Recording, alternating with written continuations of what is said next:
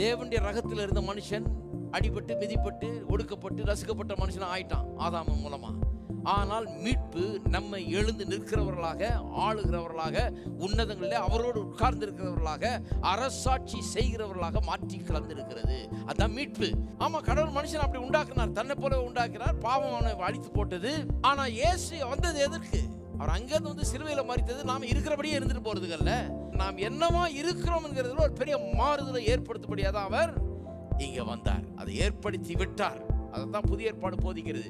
தேவனால் பிறப்பதெல்லாம் உலகத்தை ஜெயிக்கும். நம்முடைய விசுவாசமே உலகத்தை ஜெயிக்கிற ஜெயம். இயேசுவானவர் தேவனுடைய குமாரன் என்று விசுவாசிக்கிறவனை அன்றி உலகத்தை ஜெயிக்கிறவன். எப்படி பேசுறாரு பாருங்க. வெற்றியை பற்றி, ஜெயிக்கிறத பற்றி, வாழ்க்கையில மேலோங்கி இருக்கிறத பற்றி, கீழாயிராம மேலா இருக்கிறத பற்றி, வாழாயிராம தலையா இருக்கிறத பற்றி எப்படி சொல்றாரு பாருங்க. நீ அந்த ரகத்தை சேர்ந்தவன் என்று சொல்லுகிறார்.